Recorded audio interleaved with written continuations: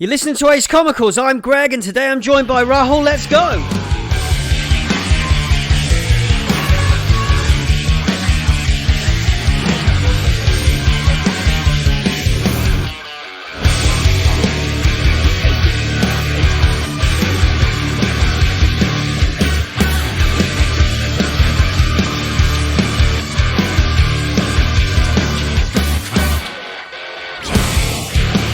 Hello everybody and welcome to yet another episode of Ace Comicals.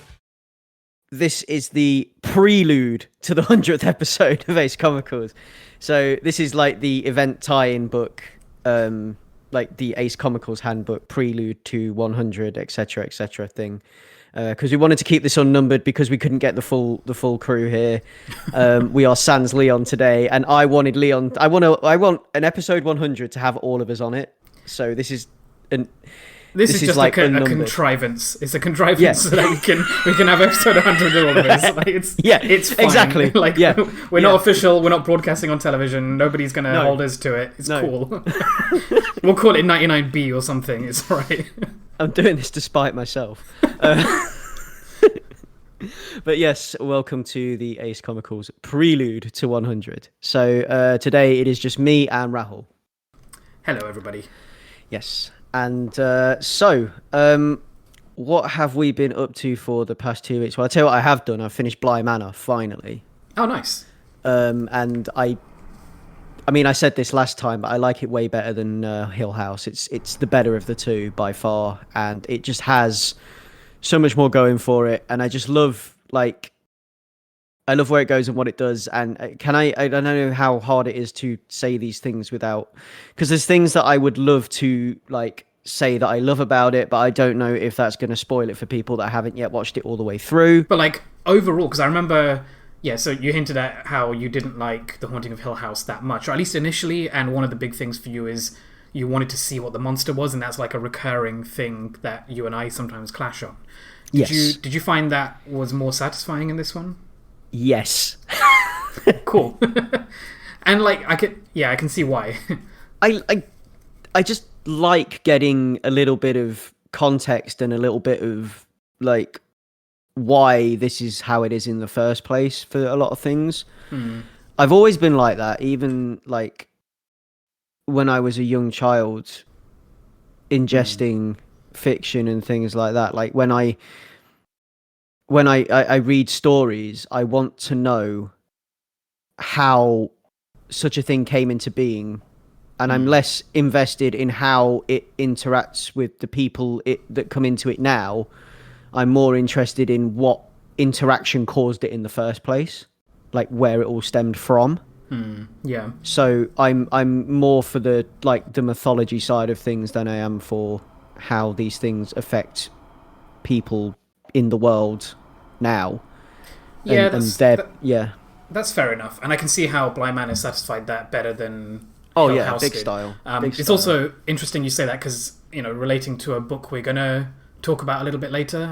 We'll reveal it now, Bloodborne, and how that is very oblique in its storytelling, at least in the game, and then how it compares to the comic, because you've not played the game, but you've only read the first few issues of the comic, and I'm curious to see how you feel about that. But going back to Bly Manor, I feel like the horror was better in The Haunting of Hill House. I thought that was a scarier show in a lot of ways. I think just it represented a lot more, it got a bit more creative with the jump scares and the general things hiding in the background and creeping you out and stuff. And I do love where Bly Manor went. I think the story it's telling and using horror as a vehicle for Haunting of Hill House was a vehicle for talking about different types of mental conditions and depression and such. And I think Bly Manor, the social commentary it's making with its horror is really interesting and really well put together, and I really like all the interactions between the characters. But I think as a thing to watch during Halloween, I think it fell a little bit flat for me. It basically just wasn't scary enough for me. And it's not a criticism against the show. I think it's a really good show, but just it doesn't have the kind of the scare factor, if you will. Like, so it's scary in a different way, and it's a creeping scare. It's the kind of scare that doesn't make you jump or doesn't get you straight away while you're watching it. It doesn't get inside your head in that way. Well, it does. It gets inside your head, but you don't even feel it. It burrows in, and then it sets itself up, and it's the kind of thing that keeps you awake at night, because it's got like this kind of so the big thing around Bly Manor is loss, and exploring loss through the idea of this haunting and the way in which certain things manifest themselves in the story. And what the difference is, I actually liked the horror in Bly Manor better. This is where I'm going to disagree with you. Because what the difference is between the two is that with Bly Manor, it's kind of like this impending dread. You are in this bubble of dread, and you cannot escape. And it's actually more frightening in that way, in the way that it burrows into your mind and sits there and slowly kind of like it slowly releases its venom. Yeah, like it takes root from the beginning. Yeah. And like, I get that. But I think it's different sensibilities, because I think also from a filmmaking point of view, I think Hill House had a lot more... I feel like it went in more creative directions in terms of like the cinematography and, you know, the way that it messes with your what it shows you in terms of the space of the house, which Bly Manor doesn't really do. That it has more like temporal stuff as opposed to spatial stuff that it's messing with. And like it depends what works for you, I guess. Yeah, and it just has that kind of like that kind of... This is how I described it last episode when I was talking to Leon about this. It has that kind of the difference between like two subgenres of metal. Again, I'm going to do that because this is what I did last time. Like funeral doom and just like straight up what I would call straight up doom metal, and then funeral doom, which is kind of like it has that trudge about it, that carrying a coffin, like being a pallbearer type thing. And this has that kind of like I don't know, it just feels like it smells like the inside of a church. That's really interesting. Yeah, that's a really good way to put that, actually. Like, it does have more of a funereal trudging towards an inevitable conclusion. Yes, kind of thing. And that's the dread and the winter of it all. Like the fact that it just feels like bare trees and cold stone, and this is what I like. It feels like the end. It actually feels like the end, and that's what I liked about it more. And I think what I enjoyed more on a horror level and a ghost story level than what I enjoyed about Hill House. Go figure. But yeah, that's where I sit on that one. Cool. What else have I been doing? Oh, I restarted Pokemon Crystal, the Game Boy Color. Nice. And we're in lockdown 2.0 now, in Britain, so all the non-essential shops have closed again, but I think this time they're a little bit more prepared for it. And I know at least in my town, my comic shop are doing a click and collect service or delivery. So they can operate safely in that way, and you are still able to go out and get your comics. And I think a lot of comic shops across the UK might be doing things like that now. So check with your LCS, see what they've got going. Please don't jump straight to Amazon if you want to order some books. Check your LCS first, because if they're doing the click and collect and if they're doing the delivery, order from them, because they need your money more. And we need to keep these places going. So yeah, I agree. And that goes for all local businesses, you know? So yeah. Like, it is funny how I think in the first couple of weeks of lockdown 1, I think a bunch of us who had like Amazon Prime subscriptions and stuff, we went kind of hard on like buying home comforts for ourselves and getting them delivered instantly and this and that. And like I noticed very quickly I dropped off of that, and I basically haven't used my Amazon Prime for months now. Which I like with a little glimmer of pride. I think like I realized how little I need it, and I'd rather, like, I've got all this extra time in some way, so I'd rather go out of my way, prepare myself, like get kitted out to be safe to go out and collect stuff on my own, even if it takes a little bit longer, or pick it up from somewhere. Like it just makes more sense. I don't need that level of convenience. No, yeah, I mean, like Yeah, quarantine has really taught us that, I think, in some ways. Yeah, I have been guilty of abusing Amazon, like my Amazon Prime membership, and I have abused it this year. I have. But it comes and goes, And, right? Like, yeah. what kind of things have you been buying? All sorts of stuff, from household items like shower curtains to vinyl records that I pre-ordered because I didn't know if I'd be able to get them in. It's just that kind of stuff. Like it's just anything from one end of the scale to the other, from stuff that I actually needed for the house to things that I wanted. And I have abused it this year, and I need to sort myself. I've been chastising myself about it actually, and I need to sort myself out with it really. So, but yeah, I've also been using the streaming service. So, yeah, I mean, we still have we've paid for Prime, so we still have it. So, haven't actually watched that much on Amazon Prime really, apart from the Borat film, and I'm sure there's a few others. Yeah, I watched Borat. It's alright. 2. It's alright, yeah. Yeah, it's alright. I think there's 2 Sacha Baron Cohen films that I've watched recently. There's that, and I think the other one, is it the Chicago 7? Yeah. I think it's literally called the Chicago 7, yeah. That's the better film. Watch that. I'm not surprised by that. I haven't actually watched the Chicago 7 yet, but it's on my list. It's absolutely fantastic. Okay. I loved it. It's brilliant. And Sacha Baron Cohen is absolutely fantastic in that film.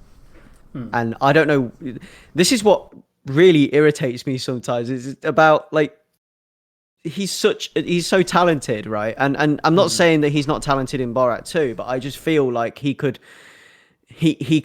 do these other roles, these more serious roles, and he's like really shines when he does do them, and I feel like he needs to do more of that stuff sometimes. I don't know. I mean, to be fair, it's been 13, 14 years since the last Borat film. Like he's not been in the public consciousness as that character, or as like Bruno or whatever. Like, well, no, he did that lately. Brothers Grimsby thing. That was a ridiculous movie. Yeah, it was surprisingly funny. But like, I get what you mean. Like, he's a really good character actor as well. And it'd be nice to see him in more serious dramas, I guess, because he does have that thespian streak. What I mean, but just to have him in more things where he gets to, like, more historical. Like, I don't necessarily need like serious like dramas. I need like more historical things, like where they make films out of actual historical, like the Chicago 7 film, right? I'd love to see more of that sort of stuff. It's a really interesting film. You should get on it because it's great. Will do. And it's very relevant actually for the times that we're in. Past 2 weeks. What was the other big thing that happened over in the US? What was that? Something huge happened, didn't it? Something very dramatic happened last night, which is why I'm very tired today. Did Orange get ejected? I think Orange was sus for 4 years. He got ejected. Yeah. So Donald Trump has what has he done? What has Donald Trump done? What for the next, I don't know, because he's not left the building. He's going to be in office until January, but he's gone now. He's lost his power, basically, is what's happening. Like the world has kind of like decided that they're not going to. Well, the world, America, has decided they're not going to put up with his idiocy any longer, and they have. They've elected a new president who will take over in January, and that is Joe Biden.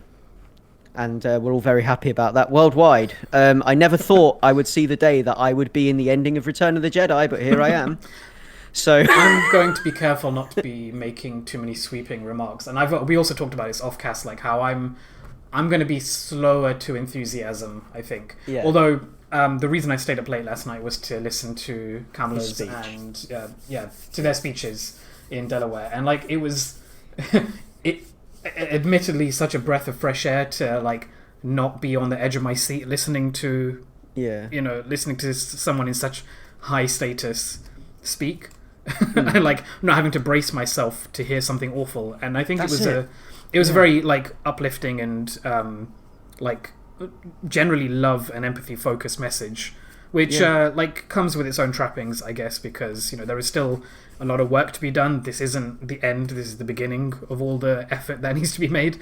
But it's nice to just hear somebody talk about, unification and building a better future instead of it being all veiled or explicit, like just misery and awfulness. So, it's just this is why I'm so enthusiastic about it, because it is just something nice in 2020.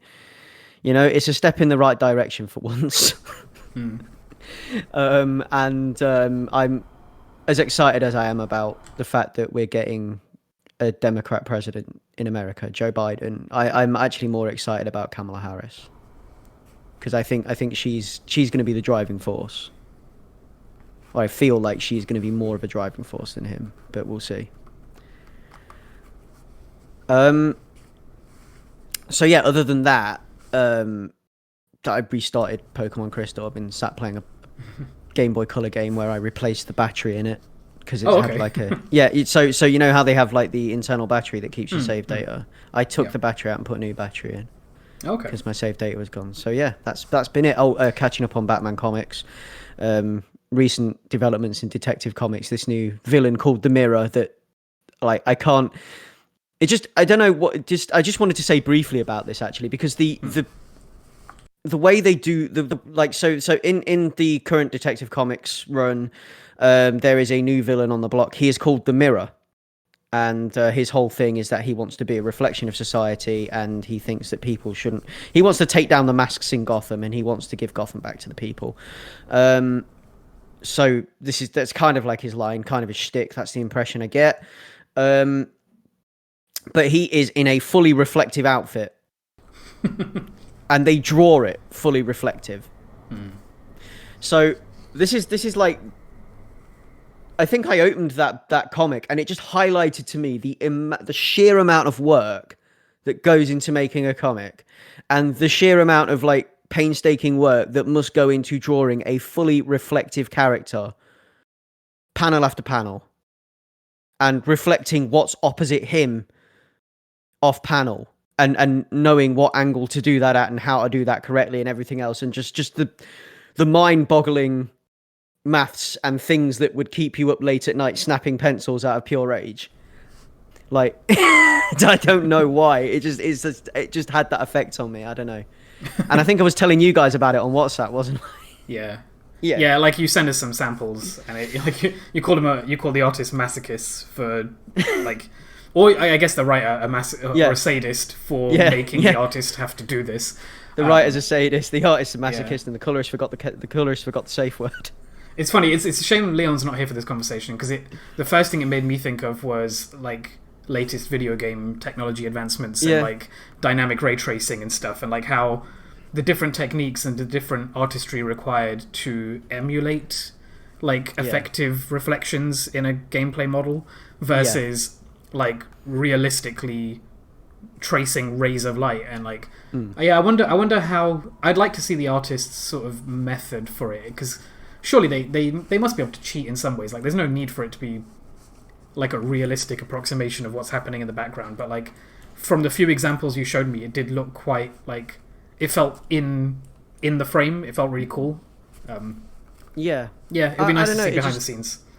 It just had that effect on me, and that's just it made me think about the way comics are made a little more than I usually do when I'm reading comics and things like that, and I got very excited about it. It does look very cool. Yeah, it is cool, and I'm looking forward to see developments with that. I'm looking forward to see some dynamic fight scenes, including that character.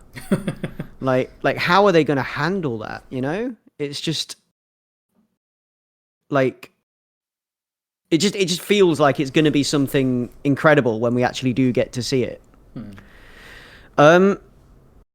Also, I just wanted to quickly shout out, there was something we talked about on a previous episode. We talked about, last episode, in fact, we talked about Duke and Montague's book, Love on the Isle of Dogs. Well, currently she has a Kickstarter live for a sequel to that called Breakfast in Shoreditch, which is a full-colour follow-up to Love on the Isle of Dogs, which, if you watch the Kickstarter video, it looks incredible. It looks very exciting indeed. And I am really interested to see what comes out of this and where this goes, and I really want to I really want to push this work, because it's really great work. And if you listen to what we said about Love on the Isle of Dogs, and this is going to be in a similar vein, similarly experimental, and it's just something that I'm fairly interested in. I think you guys should keep an eye on, and if it is your thing, maybe you should go back it on Kickstarter. If you feel like it's your thing. But yeah, it's looking great, and it's go check that out. So are we moving on to this week's comics now, Ray? We can do. I'm trying to think if there's anything else I've done in the last couple of weeks. It's been a couple of episodes since I've been on. The only big thing is played a lot of Bloodborne, which we can talk about later because we're going to talk about the comic. It's funny you talk about playing Pokemon Crystal because I picked up Pokemon Emerald the other week. Yeah. Just because I found my old Nintendo DS Lite and a bunch of my old Game Boy Advance games, so I was playing Game Boy Advance, and like, not to get too deep into it, but I've got, like, speaking of Amazon and like all the little rabbit holes you can get with wanting to just purchase stuff to keep yourself occupied, like the big thing that the few things that I bought off Amazon lately, some of them were like Gundams and like, handicraft sort of projects that you can't really get easily available anywhere else, like things like light bulbs and tape and stuff that I could have got off Amazon Prime. I've been going to the shops and buying them as safely as possible. But yeah, so one of the things that I really like, I've had to really resist buying is like a new IPS screen for my Game Boy SP and a new shell, because it's just something that I want to do. Like when I was a kid, I bought a Game Boy SP Tribal Edition, which I'm really not proud of. Yeah, I know. I think we've ribbed you about this before. You have. Yeah. And what I want to do is I want to erase the mistakes of my past and buy a nice new a new shell for it, and at the same time while I'm doing that, I could put a bright IPS screen into it and stuff. So that's one of the things I almost pulled the trigger on, and then I actually found my Nintendo DS Lite, and I thought, you know what, this does the same job. It's more comfortable than the SP, and it has a nice screen on it, and I don't need to do anything. I don't need to spend any more money, so I've been doing that. But yeah, I've been playing a lot of Pokemon Emerald and the Astro Boy game, which is pretty cool. Yeah, when I've been playing Pokemon Crystal, I've been doing it between my SP and my Game Boy player on my GameCube. Oh, cool. So I've got the Game Boy player add-on for the GameCube, and it plays Game Boy Color games. So nice. I've just been sat with it on the TV, which is quite cool to do, actually. So yeah. But yeah, I mean, like, I'm all down for making the backlight brighter in the SP because it does need that. But like what you could do, you could just like clean off the tribal decal and then spray paint it. I could, but I never got to have like the old school Game Boy when I was a kid, or even a Game Boy Pocket or a Color or anything. And I always really coveted like the see-through purple one. So what I was wanted to reshell it in a Game Boy, an actual like unfolded Game Boy shell. It would still be an SP, but it would be with the see-through purple and maybe some like yellow or grey buttons or something. There's a couple of different Etsy pages or eBay pages you can customize them on, and it would still have to be me taking it apart and putting it together and stuff. And yeah, that's a really project. Cool. Yeah, it sounds fun. Project for the future, because I've got all the like tools required for it. So nice. Yeah. So this week's comics then. Mm-hmm. Yes, let's do it. So this is what you all came here for. So let's get on with this. So I mean, the first thing that we've got to talk about is a book called The Flood That Did Come that we were sent for review. We were sent it by the writer and artist A. Patrick Ray, and it is published by Avery Hill Publishing. And I've actually been checking out like some of the stuff on the Avery Hill website. They have some like really interesting looking books. Some really interesting looking comics, and it looks like they've got a bunch of cool stuff there, like graphic novel things that I might explore in the future, actually, because some of it, like, I'm really vibing on some of the art that I'm looking at, so I'm interested to get into that. But yeah, so The Flood That Did Come. So this is like what I would describe as a brilliantly fun and satirical stab at good old British bureaucracy and the stark disparity between the north and the south of England, in the way that Parliament tends to treat the north versus the south of England, in the way Parliament tends to treat anywhere other in Britain that isn't around London or near enough to London.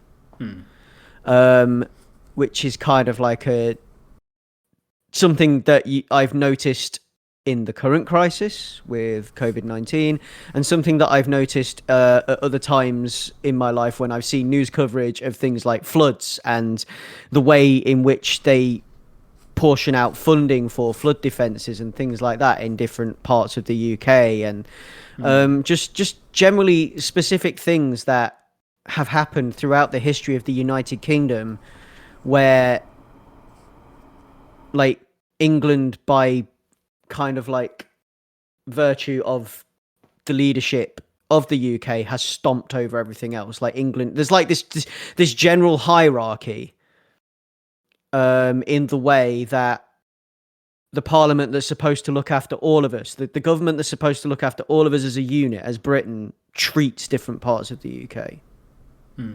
And it grinds my gears. And like with this current COVID crisis, there's been a bunch of that happening with different local lockdowns and the way funding's been portioned out and things like that. And what happened to Leicester, right? So the city I live in, Leicester, we were kind of like forgotten. We were put into lockdown with the rest of the UK, and then we still had a higher infection rate, they were saying. So they kept us in lockdown longer and longer and longer, and they just kind of left us there, and they didn't give us anything extra to deal with it. They didn't like it was, I don't know, it's a weird old thing and a weird old way in which they've dealt with it. I agree. Like, for listeners, like maybe you do or don't know, like I'm also from Leicester. My family's in Leicester, and like the lack of communication about what the rules were, what you're allowed to do, whether you were allowed to travel in, to be a carer for people like I am to my family in Leicester, like what the restrictions were, what help and aid was being provided. None of it was clear. None of it has really been updated for months, really. Like before the second lockdown occurred, like I was considering coming back, and I did in fact travel back to Leicester to to do some work and help my parents out, and like we did it as safely as possible. But I tried to Google or like search for what the rules were now and how they changed since the last time that I wanted to visit Leicester, which was, I can't even remember, but it was like multiple months ago. And like there's been so little update, or like at the very least I couldn't find a timeline of how things have progressed or changed or whatever. Like it's just, it's like no man's land, and you were told 4 months ago that you're in a higher lockdown, whatever that meant at the time, because we didn't have the tier system at that time. Like not to diverge too much away from this comic, but like it does bring to mind those kind of things where you have these towns that just end up forgotten and then only given attention when there's some sort of bureaucratic or political gain to be had from it. Exactly. And this book does that through the lens of flooding, which is something that is it's been a huge problem in the UK for a while in certain areas, and certain parts of the UK tend to get more money to deal with flooding than other parts of the UK. Specifically, where this book is set, the home counties, places, the southeast, where this book is set, the home counties, where London is and things like that, they tend to get all the money thrown at them for flood defences. All these kind of like posh new projects and things like that. And then like you've got places up in the north, like further northeast, where the flooding can be just as bad, just as catastrophic, and people are just kind of left to pick up the pieces afterwards. People's livelihoods get destroyed, and the government doesn't really seem to do as much to help up there as it does down there. It's like it's this disparity between north and south and the way the UK government works. And this book is kind of like a vitriolic stab at that, if you will, in the way that it talks about, because this book, the story itself is set in the home counties. And what I'm going to do is I'm just going to get you the blurb, because I think that's probably the best way to open this. So the year is 2036. The whole of Kingsby County has been flooded after several weeks of torrential rain. Only a few villages have escaped the flood. One of these is the village of Pennyworth, where Tom and Jenny live. When the inhabitants of nearby Brook Falls arrive and attempt to lay claim to Pennyworth, a struggle ensues that places the residents of each village against each other in a battle of wills that threatens to change all their lives forever. Can Tom, Jenny, and their friends persuade the new arrivals that a conflict can be avoided before all is swept away by the flood that did come? So it's kind of like it's set in like a kind of a dystopian future, and we've got like these little towns and these little villages in the home counties in the southeast of England, and they've got all these. You've got this one town that had all these high tech flood defenses that was supposed to be able to deal with the flood but couldn't, and have been left wanting. And because they were the more important town historically, and because they have a historic claim to the village next door, what they're going to do is they're going to move their entire population over there and erase the identity of the village next door, just because they were the more important town, and they still are. We're more important than you, kind of thing, because we're where the industry was. We're going to move up here and we're going to take your stuff, kind of thing. Which is kind of how the whole thing goes, and kind of like how the story unfolds. And that's kind of illustrating for me the hierarchy in the UK of different parts of the UK and how, it's treated with, and, like these kind of like archaic laws and things that were put into place during the formation of the UK, some of them, and things like that, and how they still exist, and how people still abide by them, and people still bring them into conversation when they want to talk about stuff. Like, it brings to mind a story from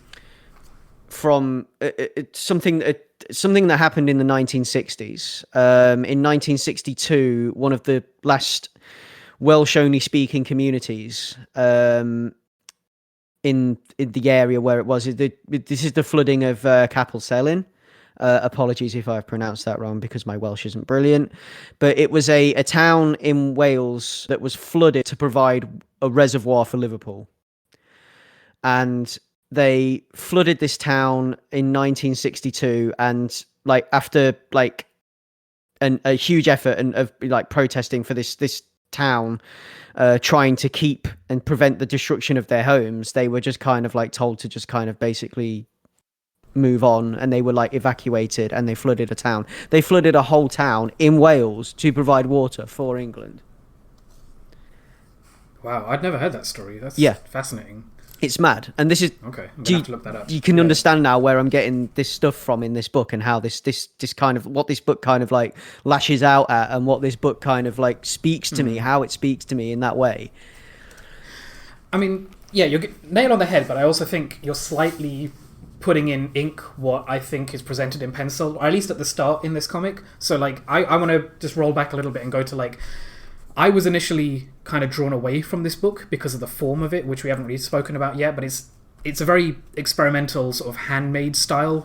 It feels like it's basically made out of like immutable stamps, like rubber stamps that have been carved out to represent like very simple geometric versions of essentially like children's diagrams. It kind of reminds me of like a corrupted Railway Children or Famous Five cover, you know what I mean? But like that is the entire book, and it's all presented in like a couple of like a handful of the primary colors, and like sometimes they're overlaid, basically all blues and all reds, and right? It's the Union Jack.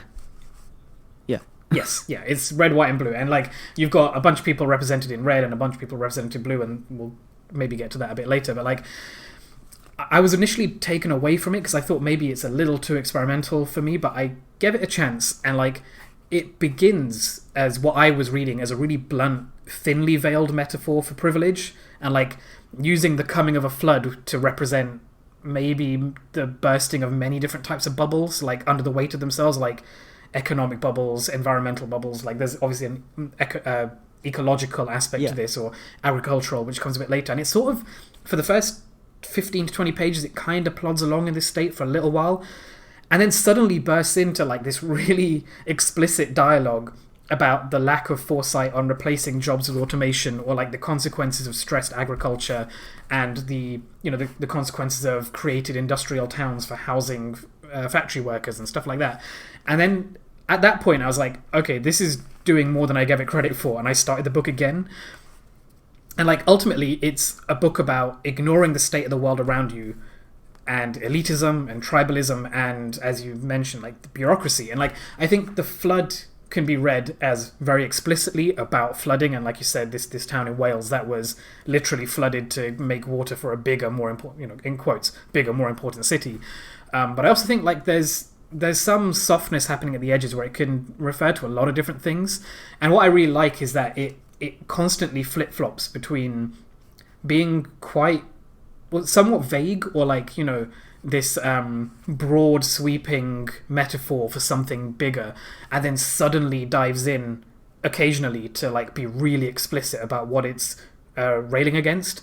And it's really interesting. Like it's a really disarming way of presenting something that clearly means like has a lot of effect on Patrick and like the reason he wrote it. And I don't know, I was quite taken with it overall. And like, because it essentially it focuses on, like you were saying, two different towns, which are like, they represent the home counties, but they're fictional towns in a not too distant future. It basically could be now, and it's about this town called Pennyworth, which is now flourishing under these harsh conditions of the flood, where its parent town of Brook Falls is sinking and, being washed away. And the town of Brook Falls, or like a representative of Brook Falls, comes wielding legislature to reclaim the land of Pennyworth and, hand-waving away the displacement of the people who have built a life there and have been made to be, generations have been forced to build a life there as a consequence of the industry that was happening in Brook Falls to begin with. Like, they were moved there and located there because of the industry.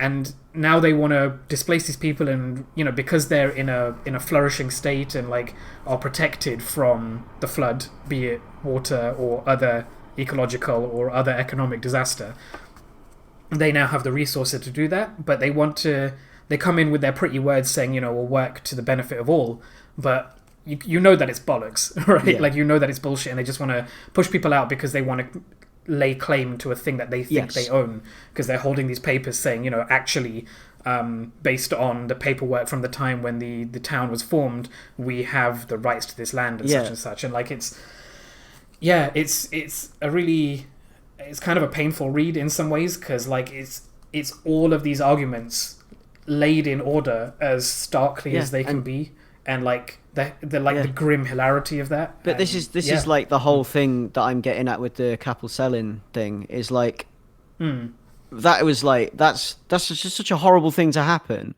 Like they flood an entire town. The last Welsh speaking place, basically the last like Welsh only speaking community, and they just move them all on and flood it, right? And it's a UK city going to an English city going to the UK Parliament and saying to them, can you let us flood this small town in Wales and displace all these people? And then the UK Parliament just saying yes, even if Wales votes it, because like most of the Welsh members of Parliament, like 35 out of 36 Welsh members of Parliament voted against it. One of them didn't vote; he abstained. Or he or she abstained, and it was passed. And it's just like, so you're saying yes, Wales says no, but because you said yes and you're bigger, you can just go ahead and do that. And it's this hierarchy that it illustrates to me. It's like you're saying, so like Brook Falls says yes, Pennyworth says no, but because Brook Falls has a piece of paper saying they're bigger, they get to just do whatever they want. And it's that it illustrates to me, and it's kind of like, for me, this is what it's striking out against. And it's kind of like, because it's set up in this way that it is quite acerbic, actually, when you read it, when like the writing in it, it's got like this kind of like old children's book air to it before shooting off into diatribes describing the dystopian world in the book, like future automation technology and archaic politics and that favor wealthier areas, etc., and just like how it's almost framed like you're reading, like you mentioned, like the Famous Five and things like that, but it's almost framed as if you're like, and Tom said to Jenny, da da da da da, but like. But that's what I mean. Like, it flip flops between a But very. I love how it does that. But then basic... Tom said to Jenny, "Well, because of the act that was passed in 1800s," and he just goes on and on and on and on in this diatribe, and it's just absolutely fantastic because it's like it's all stuff that would wash over a child's head, but it's absolutely like I love the way that it plays with that kind of formula. Yeah. That's yeah, really effective. And then you can like feel the kind of acidity and anger in it. Like you can, if it's like, should we have a bedtime story, kids? Should we have a bedtime story about how one town fucked the other? You know, it's like, is that? Like, one of my favorite pages I noted down is like towards the end of the comic, there's like the kids are outside in this, perpetual never-ending rain having a picnic, and one of the adults in the story says, "Why don't you all come inside? Let's all share some cake."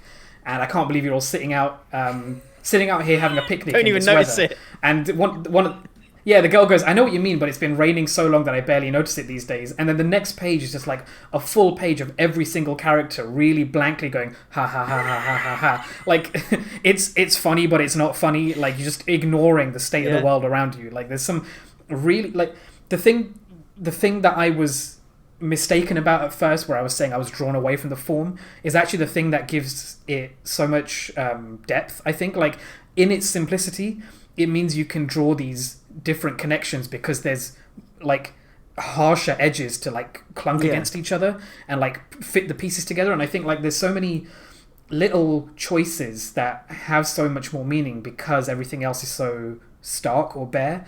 Like how everybody is either a doppelganger child, because like there's the children who live in Pennyworth, and then there's the children who come over from Brook Falls, because we haven't spoken about that, how the first characters we see from Brook Falls come over are a pair of children who look identical to the children from Pennyworth, like literally identical. It's the same rubber stamp being used to draw those children, but instead of being blue, they're red, or is it the other way around? I can't remember.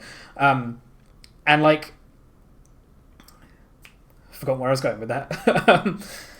And then so like one of the characters, one of the only characters who doesn't represent like one of these pictograms of a kid or an adult, or like a foppish 50s or 40s mayor coming over from the other town, is like there's just a shopkeeper who's a skeleton.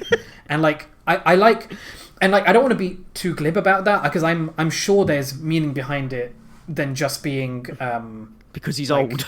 I don't know, goofy for the sake of goofy. Yeah, maybe because he's old, or because he like represents That's what something I got archaic. from like, it. Like, I feel the like old there's shopkeeper. He's an old man. These kids, like, maybe we're seeing him through the kids' eyes because these kids are young kids. Maybe they see him as a skeleton because he's old. Like, I don't know, but there's also a thing of like, where does the shopkeeper get his supplies from? And there's this undercurrent of like, you've got an aeroplane dropping supplies off to the town stuck in the valley below. And then you've got one of the kids saying, "Oh, isn't it exciting to be living in such, like, what does he say? I can't remember exactly what he says. Isn't it rather exciting? It's rather exciting, isn't it, being caught in the midst of a crisis like this, and like just the obliviousness or like the privilege it takes to be somebody who just gets to watch aid being given to people in need, and like and then on a slightly parallel track is this shopkeeper saying, "Oh yeah, we have boats. Like, we've got our goods being delivered to us by boats. Like, there are these resources available. And there's a skeleton like peddling it out to the town. Like, and it's funny because the colors are very, I was going to say black and white, but like red and blue. But you know what I mean. They're very contrasting. But actually, there's a lot of shades of grey in these characters and their tribalism. And I feel like I've not had enough time to read through this, and I feel like there's a lot to pick apart here. Like from in a very like if you were back at school and you were trying to pick out the themes and the metaphors and stuff. I think there's. I think every time you flick through it, you can peel back another layer and you can find something else. There's a lot more in there, but like so I'm going to talk about like the style of the art, and like. Sure. I actually really liked the style. I liked the cleanness and the uniformness of the rubber stamps, and then the stark. Oh, to be fair, I did eventually. I think it was only the first like 10 pages. I was like, what am I getting into? I just love the starkness of the space that they occupy as well. Like the simplicity of it, and with the dialogue and the art, it really gives it that unique quality and it adds to the humor. and it does actually drive the knife that much deeper between the ribs of what it's getting at, and yeah, it's a surprisingly funny book, right? Because like I think I said earlier, like grimly hilarious, because like we were talking about like the flip flop between that childish tone and then the long running diatribe. Like there is a lot of comedy in that contrast. And it's just like the kind of like the oh well of it all, and like it's just how, like you were saying before, how they're dealing with the rain going on as if nothing had happened, the oh well of it all, and how deeply, terribly, tragically British it all is. Yeah, it's very middle class British as well, right? Like it's talking about these traumas that are affecting this town, but only really focusing on like 3 people being affected by it, and none of them represent me. Exactly. Yeah, you know what I mean? Like, yeah, it's just, and look at where this attitude gets us. Look up from this book. Now you're done. Like, just look up. Look at where this attitude gets us. Look at it. Look where we are. Because of this, oh well, it'll work out in the end British attitude. Like this just plod along as if nothing happens, stiff upper lip and all that. I mean, it is funny that this was, I'm assuming it was written pre-COVID, because it was released a few months ago, if I'm not mistaken. So I'm assuming he wrote it pre-COVID, but it is, I mean, so many things are more prescient now than we realized, you know what I mean? Because, like, talking about a story about towns where some are doing better than others and being left to their own devices is a very COVID thing. It is, it is. Yeah. But so I can fully recommend this book. I can say that it's a great read, and there's a lot to it, and every time you pick it up you'll find something else. I mean, it's something that's because this is like the second show in a row where we've had something quite experimental in its form, and I really dig it. I like all these, you know, like there's so many different, like this is the endless potential of comics and the endless potential of sequential art being illustrated right here in the myriad different forms and things that we get to talk about on this show. And this is the kind of thing I enjoy. So like seeing different ways of doing things and seeing how people effectively use different ways of doing things, different ways of illustrating ideas and stories to great effect, and seeing them illustrate different actions in different ways and things like that. This is like the joy of it for me.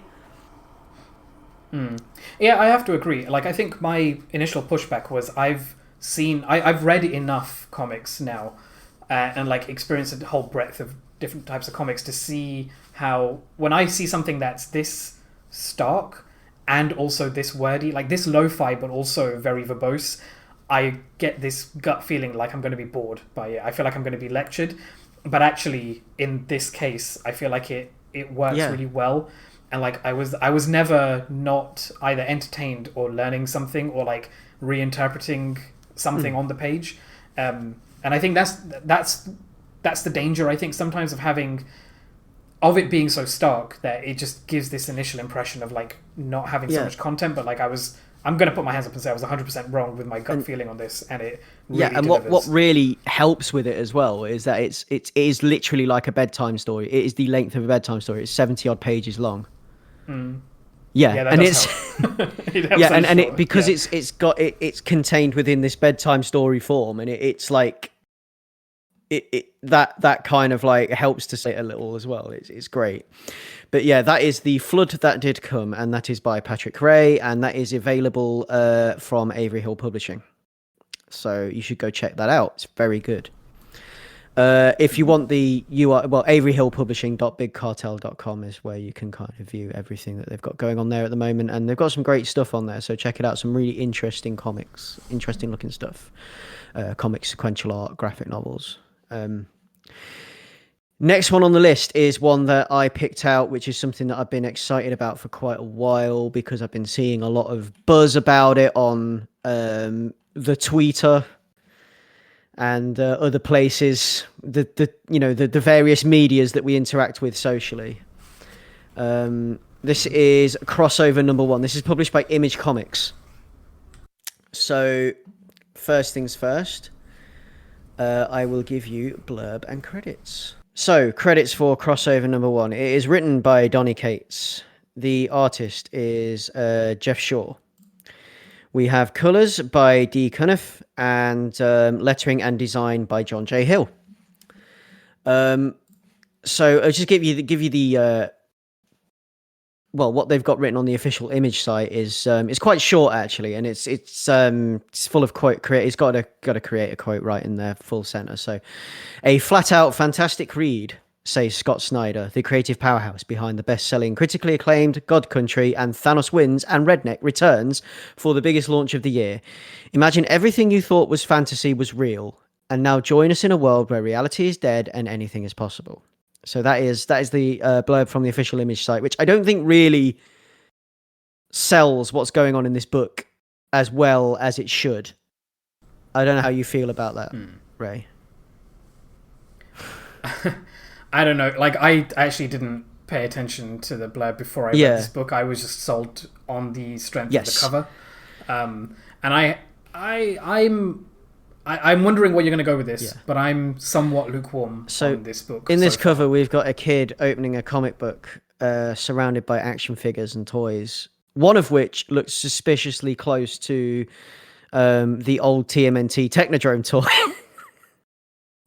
Kind of just like popping off next to a pile of books. I might be wrong. It could be, but it just, I don't know. For me, it just evokes the image of the Technodrome, like the bulb of the Technodrome. And he's opening the book and these bright lights and electrics coming out of the book and it's melting his face off, which is how it feels when you're a 10-year-old kid reading something absolutely radical. And they've encapsulated that perfectly in the cover of this comic. And I love it for that. So he's getting his face burnt off by this rainbow. So it's a comic about... Well, sorry, before you go on, like the thing that really sold me on this, one, it's super Technicolor, which I always love, and two, it's like the kid is reading the comic we've got in our hands.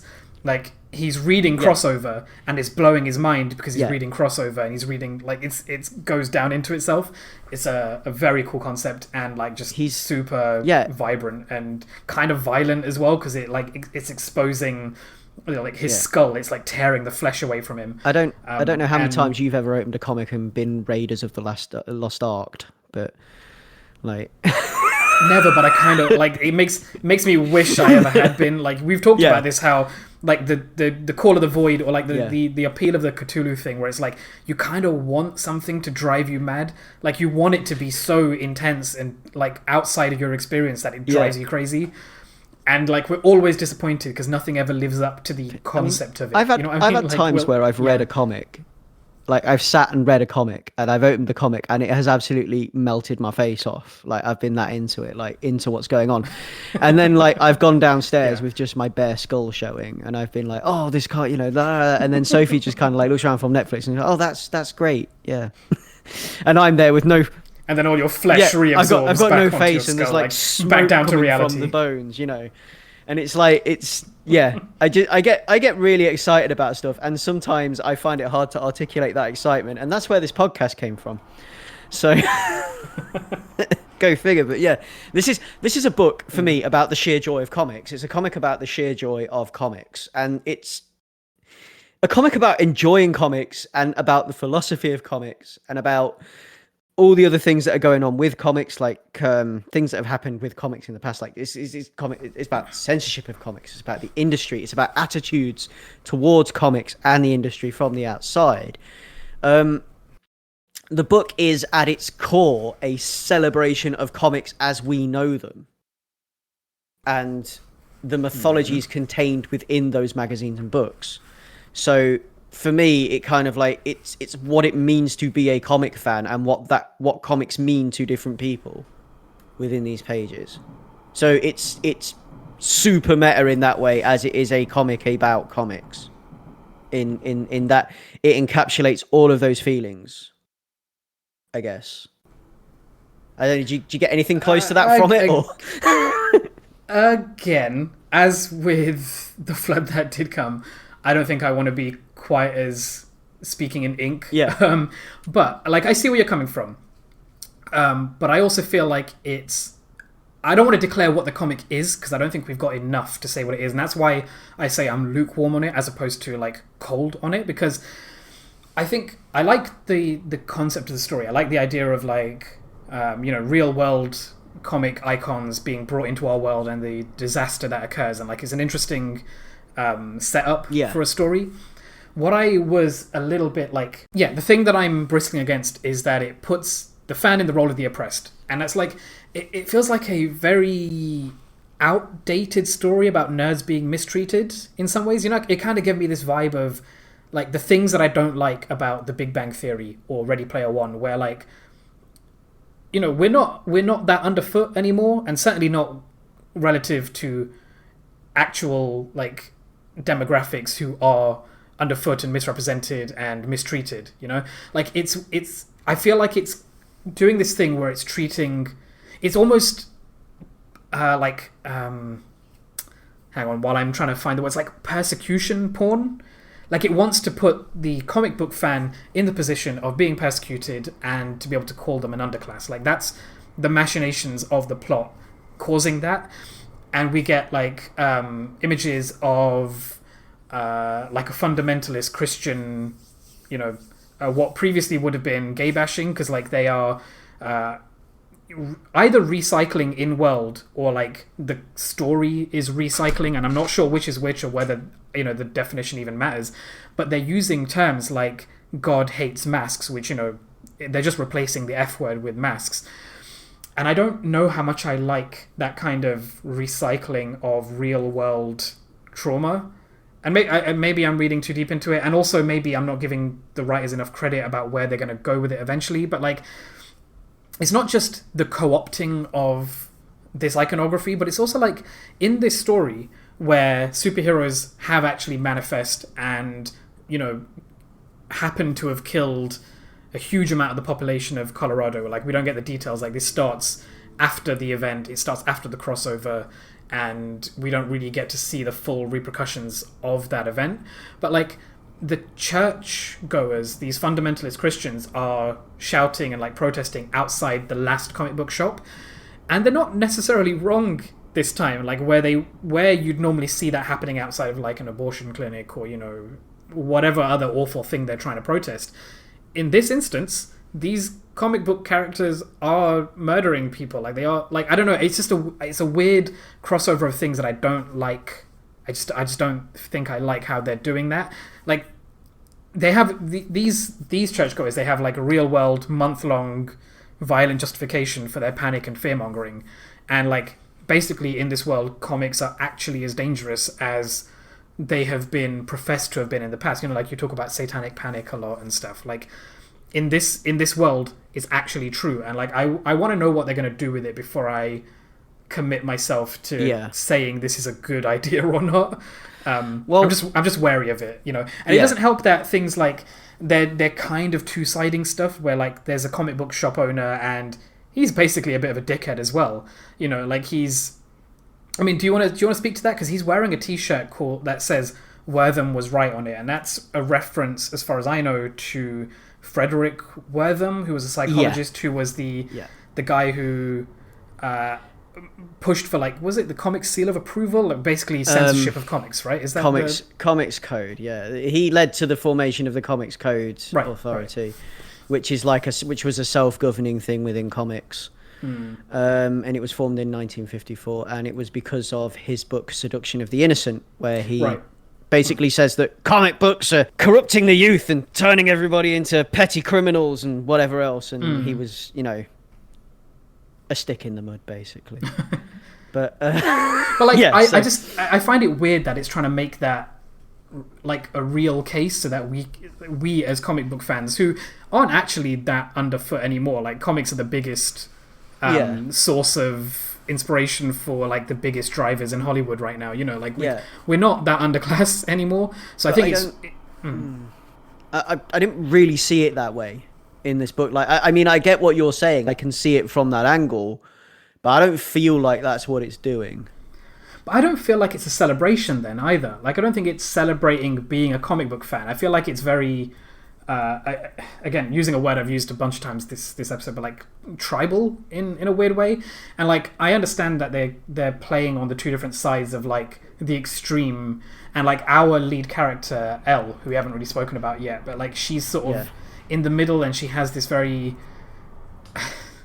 a sort of centrist motto of like, can we just be nice to everyone? And like I just don't know where it's going in the context of our real world. And like I want to read more issues before I can declare how I feel about this. So, like, I mean, for me, it's like the idea of the crossover event. So this summer comics event that happens, and it brings together characters and unifies them, and it gives you the sense that all this exists in a shared universe. And what they've done is they've taken that and they've brought it into the real world. Like it's come crashing out of the page into the real world. So it's a crossover within a crossover. But it's not only that type of crossover that's happening. You've got like so in these crossover events in comics, it's like this face melting excitement. The new mythologies and legends that are born from the pages and changes wrought upon the very foundations of characters you love are born within this type of event, which is why it's such a big thing and why it's something that, I guess, as a kid growing up, the things that would happen in these pages would be kind of passed around school like secret knowledge kind of thing. It's like people would say, oh, did you know Wolverine's claws are made of this? Because like, you know, like if say for instance, like X character had something happen to them and lost an eye, then it would be like, oh, that character only has one eye now because this happened and this happened. And the kid that knew that, everyone would be like, whoa, you know? And it's like, at least some of the kids I knew anyway. And this book kind of like captures that and sets it in a bubble, in a world that embodies the spirit and zeitgeist of the 1950s attitude towards comics. And what I'm thinking that is going on here is that what was happening in the 50s with comics never stopped happening. And this bubble, this thing that happened in Colorado has just given them another push. I mean, it's set in 2017 though. Like, I don't know. I think you're reading into the idea that the attitude of the 50s is extended for an extra 70 years, is what you're saying, and now it just happens to be relevant, right? Yeah. I don't know if I agree with that. Although, I mean, maybe it is going to go there and it's going to explain that in the next few issues or something. But yeah. Yeah, so there's this huge summer crossover, crossing over into our time, bringing about what appears to be like a resurgence in the ideas of Frederick Wortham, or maybe those ideas never left, and coupling them with today's most ardent religious right-wing fear of free thinking and art people, like these people. And I just like, I don't know, like for me, I think the reason that they've done it that way is so that they can lay out some hypocrisy. Like the sheer hypocrisy of people who adhere to the ideas and teachings taken from a book in blind faith with no concrete proof of whether or not that is fictional. I'm not saying it is, but I'm not saying it isn't either. But that's socially acceptable. And then they're calling out people for believing in the art and stories, the myths and legends of comic books. And saying that one is an affront to the other. And that kind of like, I don't know, it's not, I see what you're coming at with the kind of like the whole thing where it's like, you know, nerds underfoot, etc., but I don't feel like it was doing that. Like, I know it was doing that, but I don't feel like it was doing that intentionally in the same way that things like you mentioned, Big Bang Theory, etc., do. I mean, there are a few lines where like Elle says, this is the only home a lot of us have left, where like implying that it's their version of a church or something. Like, I know. I mean, it's a layering of a few different things that make me feel a bit uncomfortable. But like, if we want to look past that, because like putting politics in our comic books, blah blah. And can't believe I just said that out loud. But like the concept, I really like, and like we haven't really talked about the art, and like there's a really interesting thing going on about how they represent, quote unquote, the real world, like our world, the world that the comic book characters have come into, and how they represent the characters that have come from the comic books. And like you were saying, it's crossovers within crossovers, and like all the characters are represented with, oh god, the term's gone out of my head. Is it Ben-Day dots? Is that? Hang on, give me a second to Google this. It's dot matrix printing type thing, isn't it?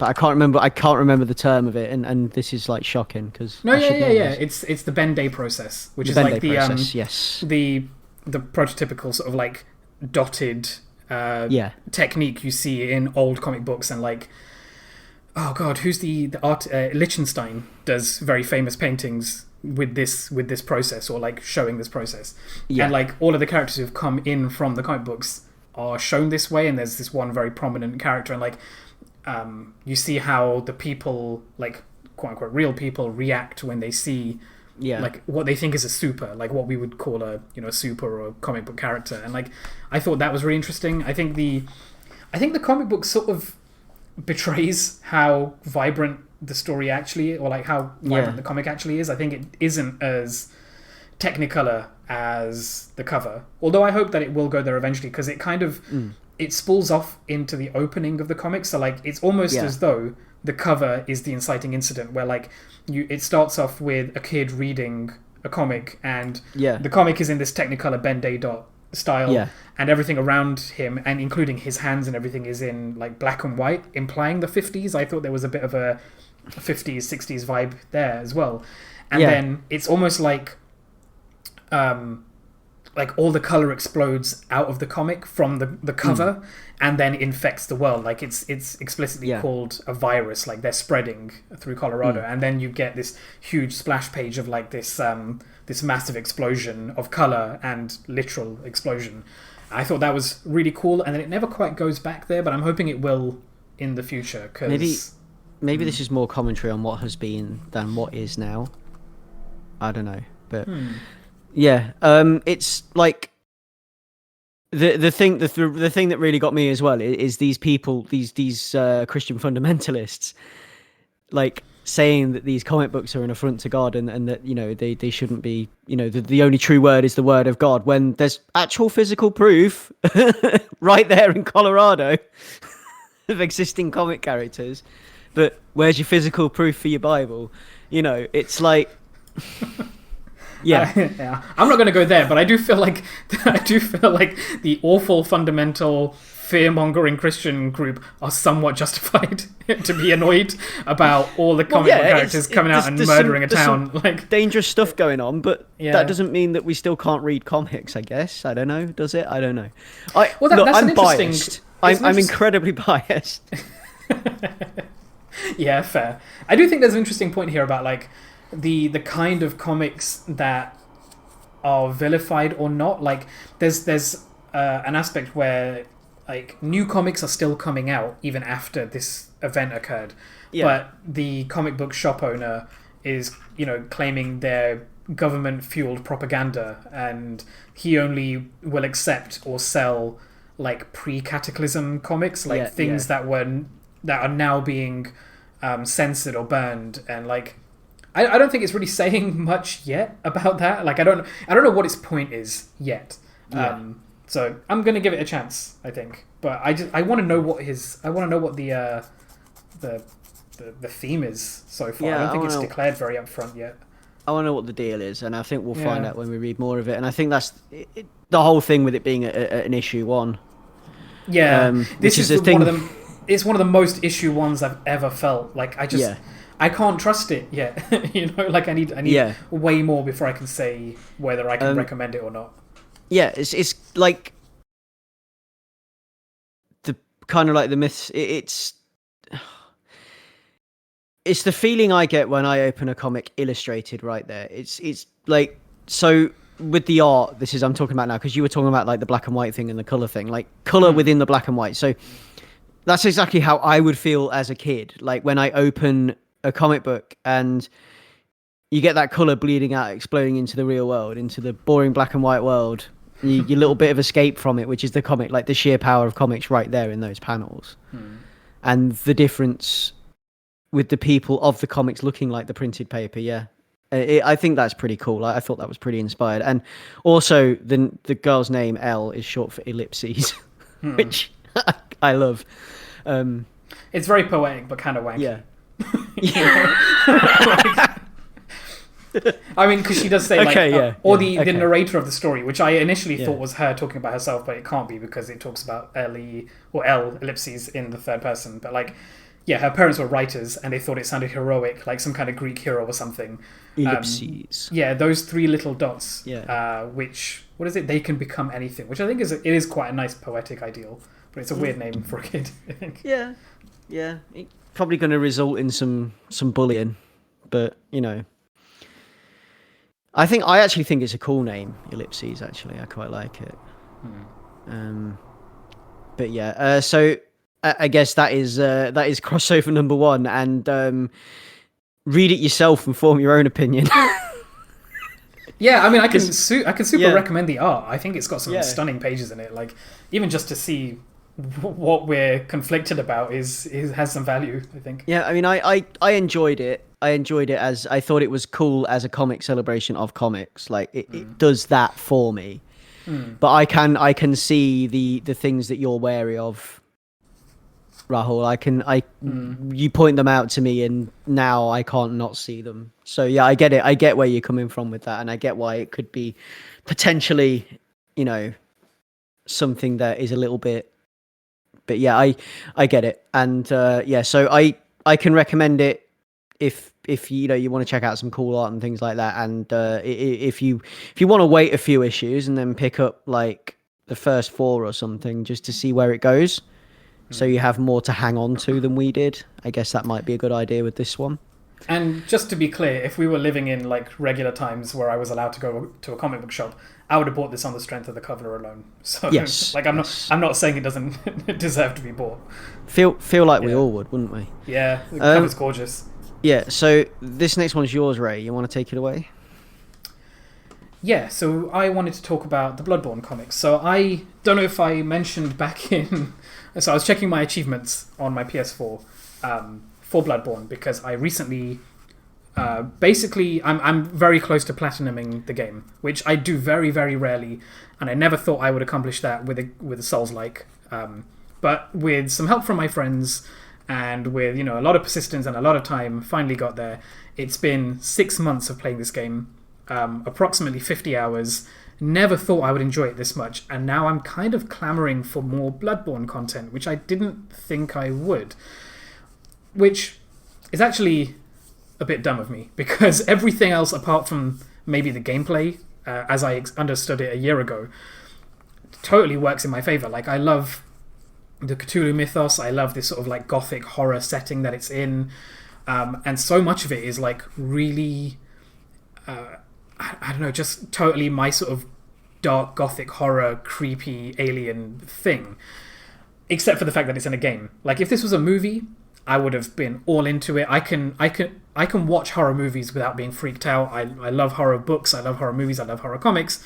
The fact that it was a game and I had to play through it is the hesitance. So now that I've gone through the game, I was looking for more content, and I remembered that there were these Bloodborne comics, and there's a couple of different things going on with this. It's more like the Bloodborne game story is oblique to begin with. Like, it doesn't really tell you much up front. Even like your initial goals and what you're trying to accomplish to hit the next milestone is not ever like explicitly stated to you in the standard video game way.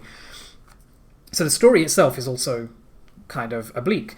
And so I was wondering, how would the story of Bloodborne be represented in a comic, in some sort of like linear sequential art narrative where like the protagonist of the game is silent and is basically manifest through their actions.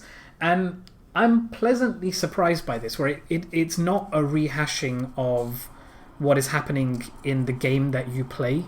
It's more a version of that somebody may have played in a past version of the game. Because like, I don't know if you know much about Souls-likes, but a lot of it is about repetition and the consequences of death when you're constantly reborn and asked to persist through a trial. And I kind of like where this comic goes. I feel like it's set in the past. I don't know enough about the Bloodborne mythos yet. Anyway, I came to this comic to discover more about the Bloodborne mythos, and there's like loads of videos on YouTube I could be watching, and there's a couple of novellas that fans have written and stuff, which I'm halfway through right now. But what I like about this comic is, A, it represents the mood really well. like it has the tone of that gothic horror, like just down to a T. Secondly, it has all of the like the joyful recognition, like we were just talking about in the previous comic, where like I recognize all the outfits, I recognize what part of the world in the game, you know, is being portrayed right now. I recognize the enemies, I recognize the hat the protagonist is wearing, I recognize the weapons and stuff, and that's all quite giddying, I think, because they've put a lot of effort into, like, you can tell the people who made this, who I haven't mentioned actually, I'll say that now. Written by Alice Cott, artwork by Piotr Kowalski, colors by Brad Simpson, lettering by Aditya Bidikar, and it is it's a Titan comic book. So you can tell that the creative team behind this really know Bloodborne, and or they've been given a lot of like the background information of the world, which is like always really hidden and requires like the players to dive in and find, because it's not always explicitly out there. Although I think with Bloodborne a lot of it can be found in the strategy guide, as far as, you know, from what I've been told and what I've been reading about on Reddit and stuff. But anyway, it gave me all of this, and it also gave me a new story where you're viewing a protagonist that doesn't have the same goals as the player character that you play as in the game. And I don't know, I think I'm going to leave it there, because like it's all going to be gibberish to anyone anyway, regardless of whether you play the game or not. But what I'm really curious about, Greg, is I didn't expect you to read this, but you did, or you read the first few issues. Yeah. And what I want to know is, like, how much sense does it make to you as a person who hasn't played the game? Like, yeah, it's not gibberish. Like, you're sitting there saying it's gibberish to anyone who's not played the game, but it's not. It kind of makes sense to me. And I've never played the game, and I think number one, first of all, the first comic, like issue 1, excels in illustrating exactly what it is that puts me off about this type of game. Well, because it does. It really sets the scene. It establishes the gameplay loop, and then how this can also be a narrative loop, and establishes a goal different to the game, which is seeking pale blood to transcend the hunt. Which, that sentence in and of itself doesn't mean anything, and even if you've played the game, like it's still unclear what the machinations of that means, and maybe that's because I played the game through once and I've not read all the ancillary material, but like it still is a mystery to me in a lot of ways. I'm hoping I'll find that out by reading the comic. I'm hoping that's what the draw and the hook is with the book, because what I want to get from this is to be able to experience Bloodborne without having to play Bloodborne. So it's like I want to read the comic and enjoy it in a form that I can digest, which is comics, because I like video games, but video games that require as much, like things like Bloodborne and Dark Souls and things, as much as I'd love to be able to sit there and do it and play it, I just haven't got the mental fortitude or the energy for that. Like, I'm not going to sit here and tell you you're wrong, because, like, I mean, a part of it is I also had that mentality, and I don't really want to dive too deep into the game, but, like, if I can do it, you can do it kind of thing. So I'd maybe at some point urge you to give it a try.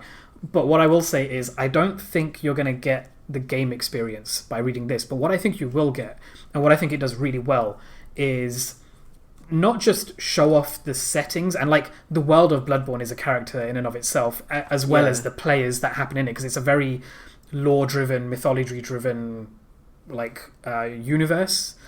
But what I think it does is show these stages and these arenas and these landscapes without it just being like the member berries thing. It's not like, do you remember this area? Do you remember the Cathedral Ward? Do you remember the fishing hamlet?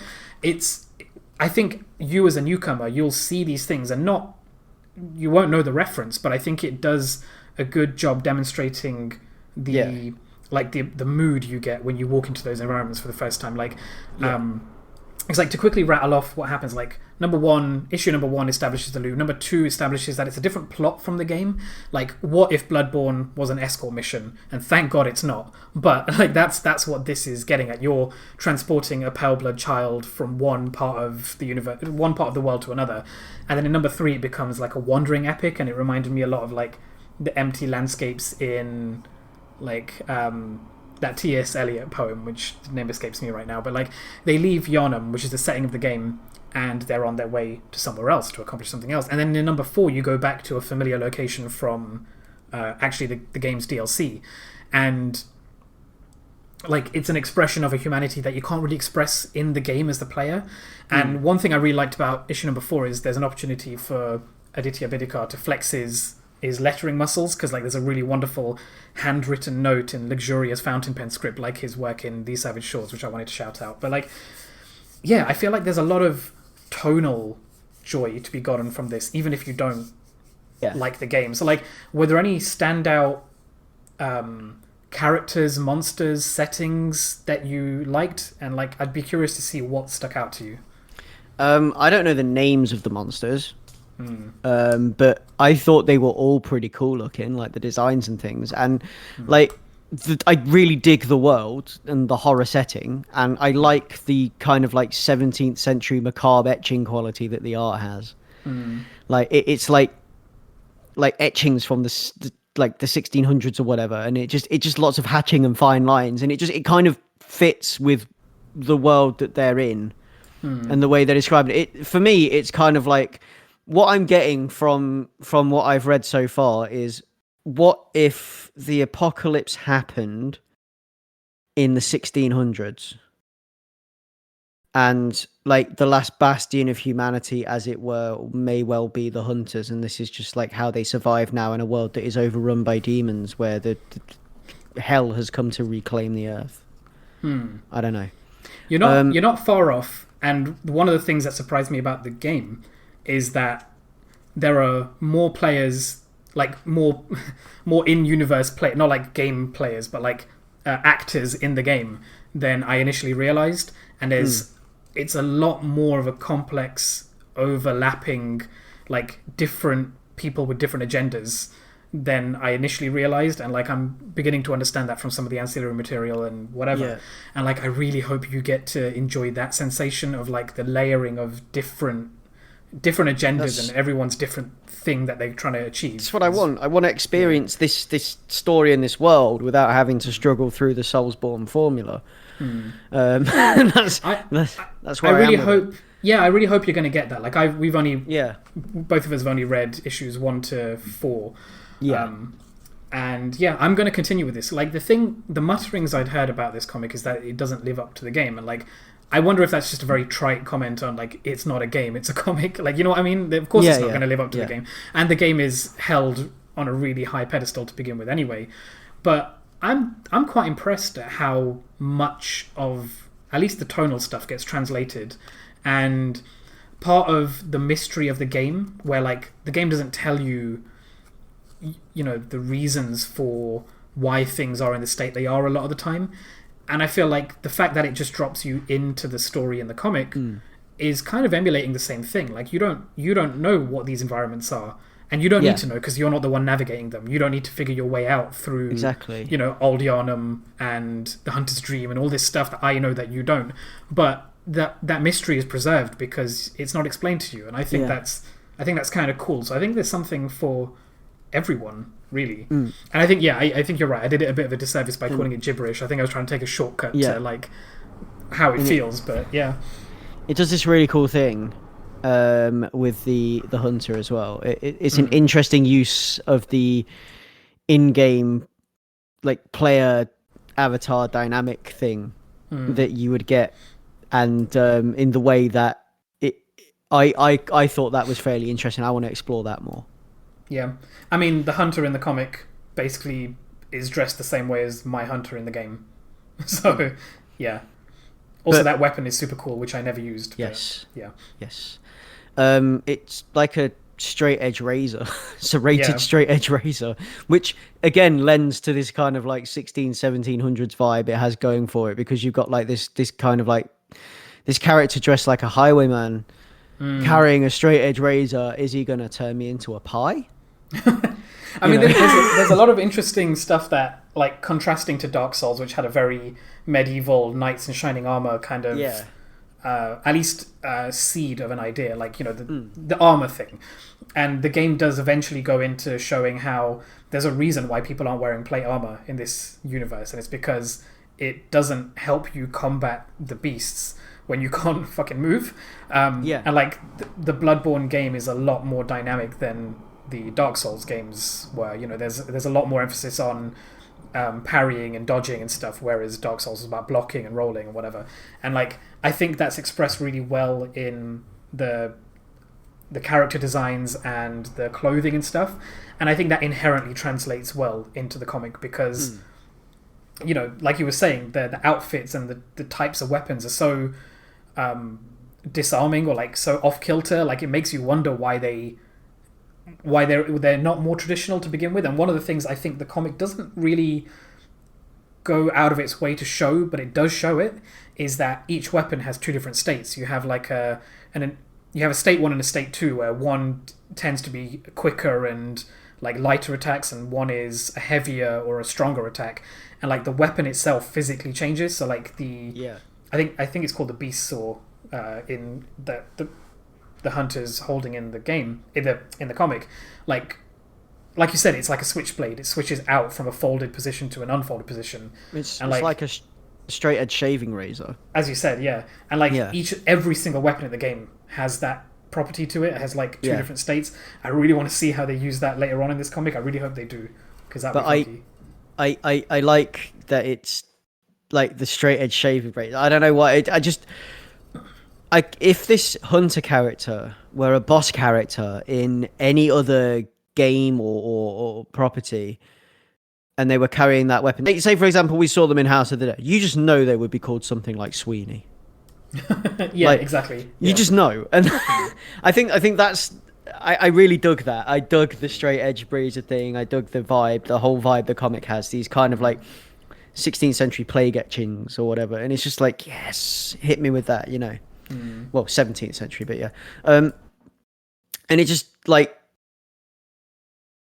just everything about it really excites me, and I want to be able to enjoy it without playing the game, and I think that's what I'm going to try and do. So I'm going to read the rest of it.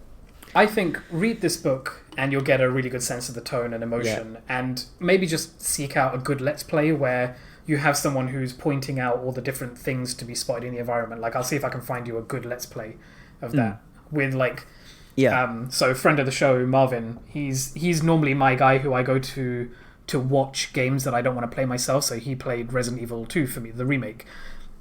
And like, one of the things he does really, like, he understands what I want from his performance of that game, where he knows that I don't want to play through it myself, but I still want to see all the stuff that makes the gaming medium so rich, where, like, you know, environmental storytelling and all of that.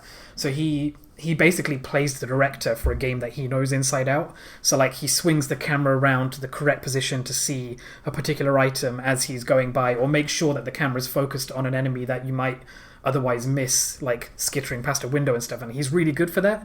And I kind of wish Marvin had done a Bloodborne like professional playthrough kind of thing, like having played it enough to know all the ins and outs, and you'd get this director's cut version of the game. I need to find somebody else who's done that, and I wish I could convince Marv to do it, but I know he won't. That would be cool. Other things as well. Issue 2, page 12. Let me quickly go to that. Bear with me a sec. What is it? what am I looking at? Or do you not want to say?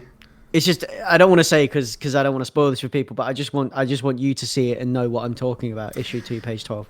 I do know what you mean. Actually, that's one thing I didn't actually touch on, is how the comic is very infrequent about playing with the form of comics. Like, I think issue 2 has a few cases of this where, like, the protagonist, the hunter, is fighting a demon, and like, what I imagine is fading in and out of consciousness slightly, where like the panels in the action are intercut with like just black rectangles, or black rectangles with their inner monologue happening. And like, I wish it did a bit more of that, but at the same time I feel like it gets to luxuriate in its landscapes enough that it doesn't need to be too comic book creative. But yeah, that's just a mild comment, I think. Bloodborne is. That's a deep cut. Yeah, yeah, it's a deep cut, and if you get it, you get it. If you don't, read the comic. So that was Bloodborne, and I'm gonna finish this cast by talking about something that got me very excited from this past 2 weeks, and that is Teenage Mutant Ninja Turtles: The Last Ronin. It's finally here. We've got number 1 in its prestigious format with its hefty stock cover and glossy finish. It's like a real magazine. And this is Teenage Mutant Ninja Turtles: The Last Ronin. This is written by Kevin Eastman and Peter Laird and Tom Waltz, with art by Eso Escorza and Isaac Escorza. Colors by Luis Antonio Delgado, and letters by Sean Lee. This is, this is going to be me like mashing on about a Turtles comic for a while now. So I'll turn off. Yeah. I could not let you get away without shouting about this one at least once. So, okay. What we've got here is we've got this distant, almost cyberpunk TMNT future, a sort of homage to all the great gritty 80s books and movies of this ilk, a TMNT DKR, if you will. DKR Dark Knight Returns. So, if I find you the official blurb for this, because that's always a good place to start, isn't it? It's the TMNT event of 2020, springing from the minds of TMNT co-creators Kevin Eastman and Peter Laird comes an epic like you've never seen before. In a future New York City, far different from the one we know today, a lone surviving turtle goes on a seemingly hopeless mission to obtain justice for his fallen family and friends. Kinetic... Yeah. One of the most memorable TMNT stories you'll ever read. So it's... Yeah, it's brilliant. You have to check this out. So yeah, this one lone turtle remains, standing tall and defiant against the Foot soldiers, against the Foot clan, the last stand in a battle that has waged and dragged on between two clans, guided by the voices and ghosts of his brothers. When this book opens, you don't know which turtle this is. So you don't know which turtle it is that survived. You don't know who the last Ronin is. And this book hurts. It really does tug on my heart as a TMNT fan. I can't really tell you why it hurts so much and why it has such a powerful effect on me without huge, massive spoilers. Okay. So here we go. This is where I'm telling you to switch off now if you don't want to hear this bit and if you plan to read this book. But the last lone surviving turtle is Michelangelo. And it's a reveal in the book, and it just makes me sorrowful that he's so hardened and is so serious and so saddened by the loss of his brothers. Like, not the fun, loving, carefree Michelangelo that we've come to know. Like, not the idealist, the optimist that I have come to love. The orange bandanaed dude that has pulled me out of some dark pits when I've seen him on the page. And I don't mind admitting to the power of comics and the power that character has had to do that. Like, Mikey cheers me up. Mikey is the happy, right? But seeing him like this hurts. And it's what makes the book even more intriguing to me and effective in its storytelling. It's a great device that they make Michelangelo this kind of like gritty, hardened, grizzled, remaining survivor who is like so like messed up by the loss of his brothers and things, and he just wants his brothers back. You can feel it in him. Like, he just wants his brothers back, and he's actually talking to them while he's out on the mission. He's talking to his brothers that aren't there, like as if they are accompanying him on this mission.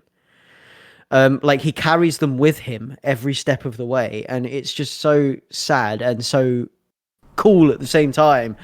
And it has that real kind of like last hurrah final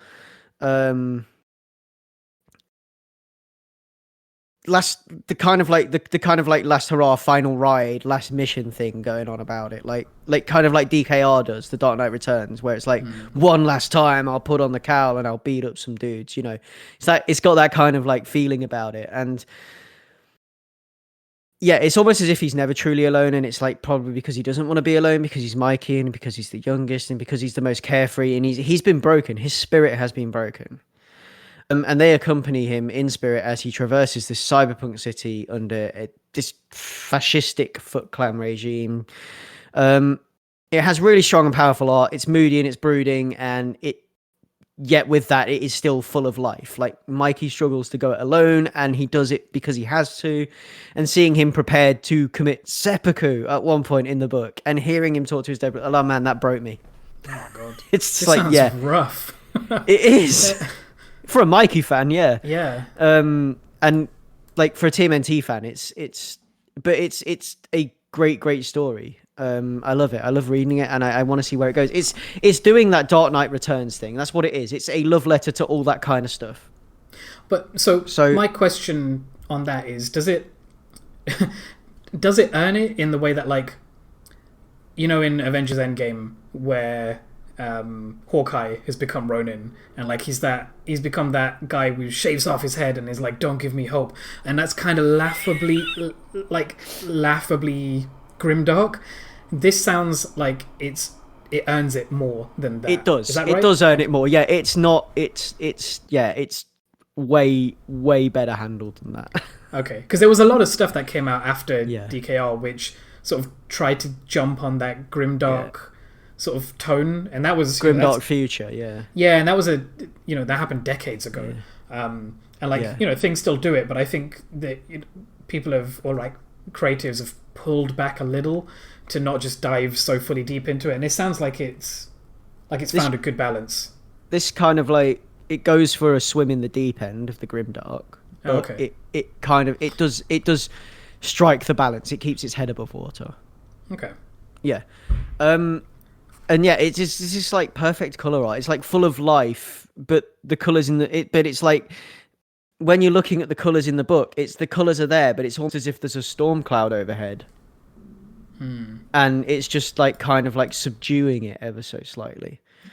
And it's like has this shadow cast over it, and it just works really well with the strong heavy lines, and it just kind of dictates the tone of the entire book. I love it. I'm super excited about it. I'm gonna get it in hardback when it drops. The comic itself, as single issues, is presented in this kind of like oversized magazine format with a glossy stock cover, very similar to what we've been seeing from DC's Black Label stuff. So it's kind of nice. I love the presentation, this prestige format, these larger pages. They give the story more space to breathe, and it's just like, it's a turtle story. Like, am I really going to say I don't like it? Like, no. I mean, I'm flicking through, so I just like Google images of. Yeah. I just typed in TMNT Last Ronin, and like the artwork does look quite colorful in a way that, like, it's all dark cityscapes and stuff, but it's still vibrant. It's not just grays and blacks and browns and stuff. Like, it looks interesting. And like engaging, that balance that it strikes is really really interesting to me, that it manages to kind of like precariously balance so well on the tightrope without falling into the full-on black and white Sin City. Yeah I like that it hasn't gone there, although I did just find a comic, like, I think it's a variant.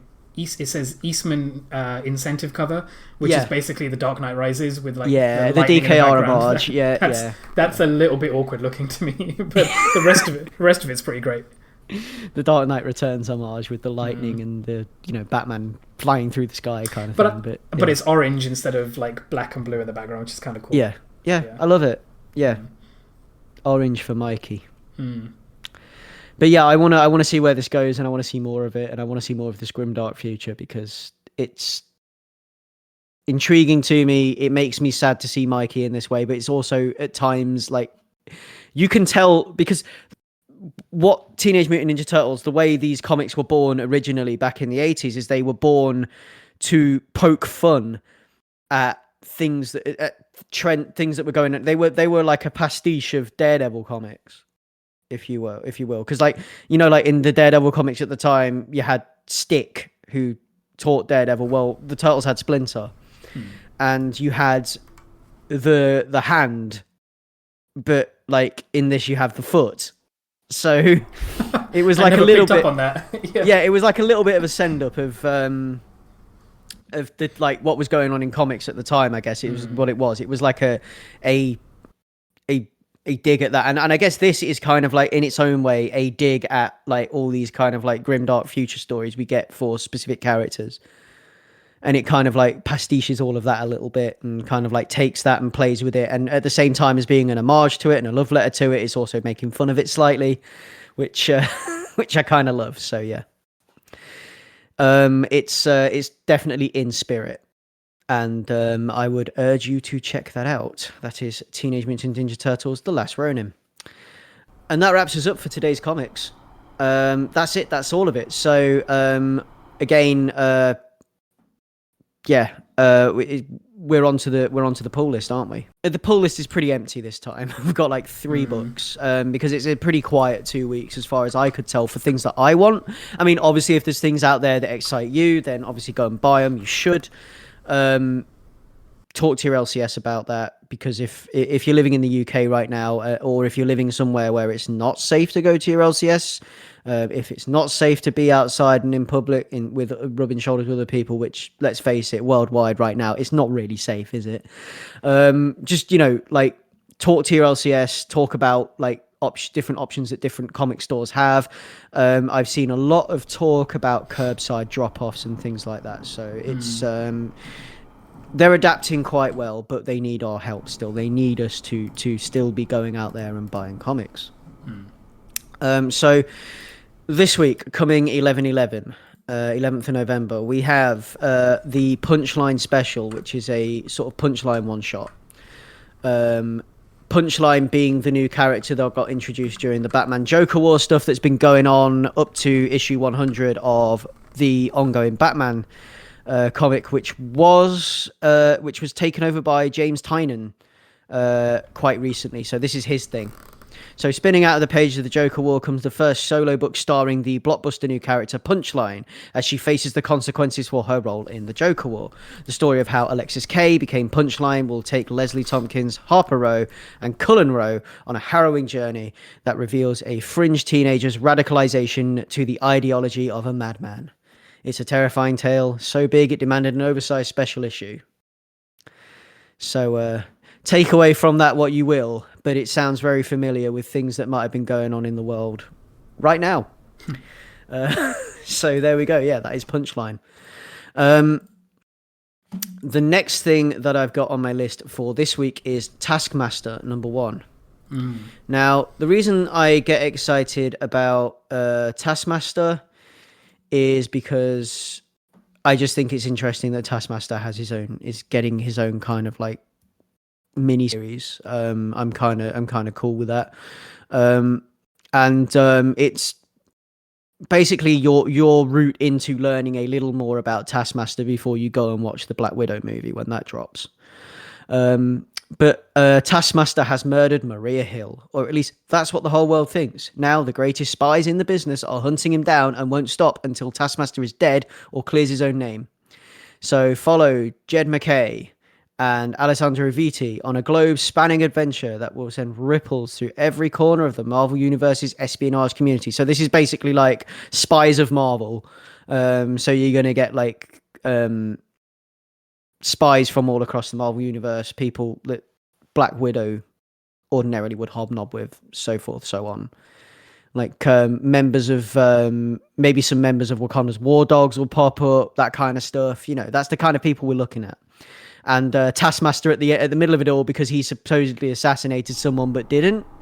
So we'll see what goes on with that. And I'm interested in I like Taskmaster as a character. You will have experienced Taskmaster when you've played the Spider-Man game. Ray. Yeah, that's right. And also the new Marvel Avengers game. Yes. Yeah, he's cool. He's a cool villain. I like the idea of him. So that is Taskmaster. We move on to the following week, which is 18th of November, and we have another issue of Ice Cream Man. Finally, Ice Cream Man issue number 21, which I've been looking forward to. This just on the strength of the cover alone, a ice cream in a gutter melting into a sewer grate, making a sad face. What could this be a send-up of? I wonder. Could it be Watchmen? A candy-coated detective yarn with a sour center told in a style that can best be described as the French word for black or how I like my eggs.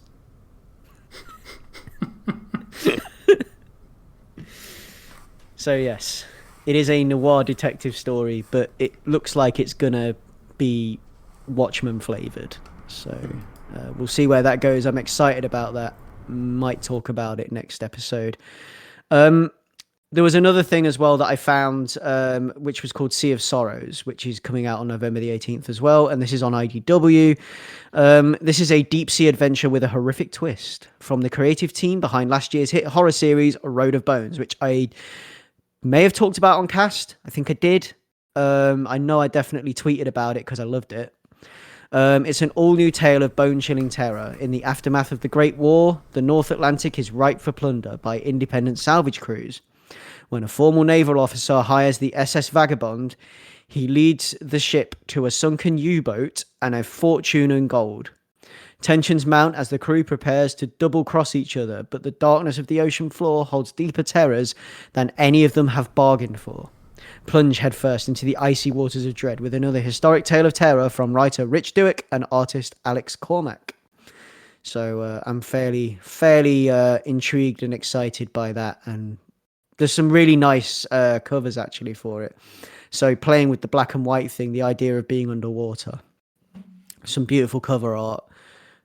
One of them is kind of like a old school diving mask with a skull inside it, and then you've got this thing of these people kind of drowning or kind of floating underwater with just bubbles bubbling up, like the darkness of being underwater, like the unknownness of being below the sea. Quite like that. And that wraps us up for the pull list. So that has been Ace Comicals Prelude to 100. You can find us in all the usual places. You can find us at Ace Comicals on Twitter, where you can at us, DM us, get involved in the conversation. If you like the sound of some of the stuff we've been talking about, tell us if you think there's something we should be talking about on this cast. Bring it to our attention.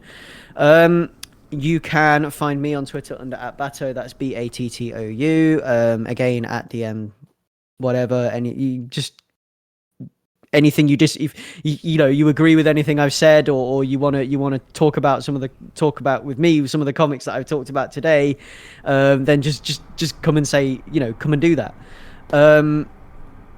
Ray, where can we find you? Yeah, you can find me on Twitter at Monkeh. That's MOONKEH. And I'll also be happy to have a conversation about how Greg's wrong. So you can find everything we do at www.acecomicals.com. That's kind of like the hub for all of it. And you can find us anywhere you can find podcasts. Literally, that is anywhere you can find podcasts, right? That is like Spotify, iTunes, anywhere. So that is Ace Comicals. Over and out.